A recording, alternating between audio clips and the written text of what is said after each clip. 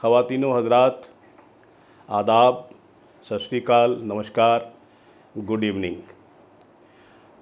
हमारे जो साथी हैं उन्होंने एक फ़ैसला किया है कि हम हर हफ्ते एक मखसूस सा छोटा सा यानी प्रोग्राम शुरू कर रहे हैं। उस प्रोग्राम का नाम होगा कि हमें भी कुछ है कहना, हमें भी है कुछ कहना। और दोस्तों यकीन मानिए, जो हम कहेंगे वो अपने ज़ाती फ़ायदे के लिए नहीं कहेंगे, अपने देश के लिए कहेंगे, अपने भारत के लिए कहेंगे, अपने हिंदुस्तान के लिए कहेंगे, ताकि हमारा देश, हमारा सूबा और तरक्की कर सके। और हम ये भी यकीन दिलाना चाहते हैं कि जो भी हम कहेंगे उसमें हमारा कोई पॉलिटिकल एफिलिएशन नहीं है, हमारा कोई पॉलिटिकल इरादा नहीं है, ना हम किसी पॉलिटिकल पार्टी से ताल्लुक़ रखते हैं, ना हमारा कोई इरादा है किसी पॉलिटिकल पार्टी से फ्यूचर में, मुस्तकबिल में कोई ताल्लुक़ रखने का। ये बहुत कम लोग समझ पाएंगे। एक किस्म का जुनून होता है या उसे पागलपन कह सकते हैं। जो हम जैसे लोग होते हैं वो बहुत कम मिलते हैं, उनको आप उंगलियों पर गिन सकते हैं, जो अपने देश के लिए, अपने मुल्क के लिए, अपने माशरे के लिए, अपने आवाम के लिए सोचते हैं। मैं एक बार फिर जो आज की हमारी पंजाब की मौजूदा सरकार है, मैं मान साहब की बात नहीं कहूँगा, मैं मौजूदा सरकार की बात कहूँगा। जो मौजूदा सरकार है उससे ये गुजारिश करना चाह रहा हूँ कि हमारी बात को बहुत स्पोर्टिंगली लिया जाए और अगर हो सके तो उस पर कुछ अमल कीजिए। हम 2 मुद्दों पर आपसे आज बात करेंगे, उस पर अमल कीजिए। अगर हमारी मौजूदा जो बहुत काबिल सरकार है, जिसके सीने में बहुत दर्द है लोगों के लिए, कोई शक नहीं है, अभी नई नई है सरकार, वक्त लगेगा, ये लोगों की तवक्कुआत पर, उम्मीदों पर पूरा उतरेंगे। मेरे को आप ज़ाती तौर पर ये यकीन है। तो आज हम आज की सरकार से 2 मुद्दों पर बात करना चाहते हैं, उनका ध्यान दिलवाना चाहते हैं।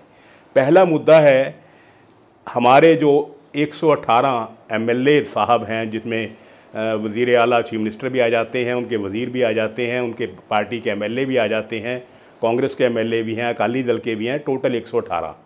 उनकी जो आज की तनख्वाह है, मैं तनख्वाह की बात कर रहा हूँ, पे की बात कर रहा हूँ, हो ये रहा है पिछले कई सालों से, गुज़िश्ता सालों से, कि जो हमारे वज़ीरों की, एमएलए की जो पे दी जाती है, उसके ऊपर जो इनकम टैक्स बनता है वो सरकारी खजाने से दिया जाता है।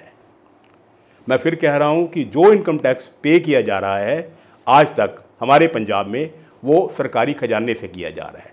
सरकारी खजाना कोई ऐसा नहीं है कोई खजाना दबा हुआ है उसमें से नोट निकाल लिए और भर दिए। सरकारी खजाना है आप, मैं और जो इनकम टैक्स पे करते हैं। हम जो इनकम टैक्स पे करते हैं वो इसलिए पे करते हैं ताकि सूबे की, मुल्क की खुशहाली हो, ना कि 118 लोगों की खुशहाली हो। या तो मेरे को ये 118 लोग बताएं कि वो इतने गरीब हैं, इतने वो मतलब भूखे नंगे हैं, मैं कहने में गुरेज नहीं करूँगा, भी इतने भूखे नंगे हैं कि अपना टैक्स भी नहीं दे सकते। अरे यार, कुछ तो शर्म कर लो। अब सारी दुनिया को पता लग चुका है भी आप कितने गरीब हो, कितने नहीं हो। कोई 100-150 करोड़ की प्रॉपर्टी शो कर रहा था, कोई 80 करोड़ की, कोई 30 करोड़ की, 10 करोड़ से तो कम कोई था ही नहीं। मैं कहता हूँ चाहे किसी के पास 2 लाख की भी प्रॉपर्टी हो, कोई बात नहीं, आपको पे तो मिल रही है ना, इतनी पे मिल रही है कि उसके ऊपर आप अपना 10-20% टैक्स तो दे सकते हो ना। तो ये टैक्स दीजिए। साथ में मैं सरकार का ध्यान इस पर भी लेकर आना चाहता हूँ कि जो हमारे पहले एमएलए साहब और वज़ीर या वज़ीर आला, मतलब चीफ मिनिस्टर रह चुके हैं, उनकी जो पेंशन आती है, आपने बेशक एक पेंशन कर दी है, लेकिन एक पेंशन भी उनकी कम से कम 75,000 है। 75,000 के ऊपर अगर हम 12 महीने की लगाएं तो 8 लाख से ऊपर हो जाता है। 8 लाख के ऊपर 20% टैक्स लगा लीजिए, 1.5 लाख तकरीबन टैक्स बनता है उनका, वो भी सरकार पे करती है। तो ये बहुत गलत बातें हैं सर, बहुत गलत बातें हैं साहब। क्यों लोगों का पैसा चंद लोगों के ऊपर खर्च किया जा रहा है? बेशक आप अगर ये कर पाते हैं, अगर आप ऐसा कर पाते हैं, एक ऑर्डिनेंस ले आइए, कैबिनेट मीटिंग करके ऑर्डिनेंस ले आइए, और उस ऑर्डिनेंस। अच्छा, एक बात और सरकार से मैं कहना चाहूँगा कि आजकल 31 मार्च निकल गई है, इनकम टैक्स की रिटर्नें अब जाने वाली हैं। तो इस साल का, पिछले मतलब 21-22 का जो आपके एमएलए साहिबान ने, वज़ीरों ने, पुराने एमएलए साहिब ने जो अपना टैक्स पे करना है वो उनकी जेब से जाए, ना सरकारी खजाने से।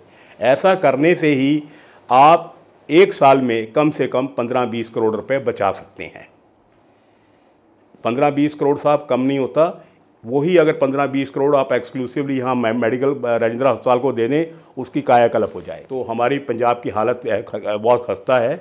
ऐसे एक एक बूंद अगर हम उस दरिया में डालेंगे तभी वो समंदर बनेगा।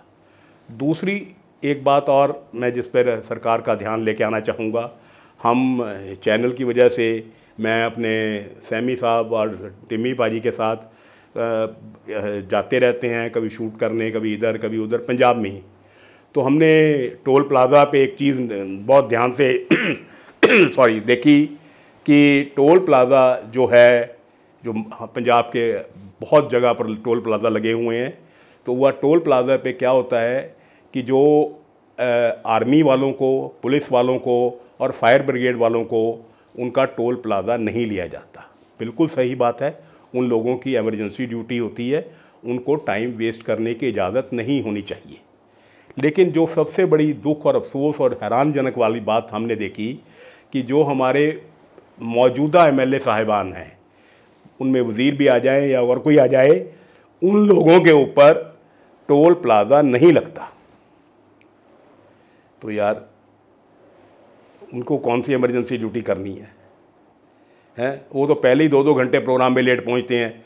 कहीं मेरे जैसा गलती से कोई उनको बुला ले, किसी वज़ीर को या एमएलए को, तो वो पहले ही 2 घंटे लेट पहुंचता है।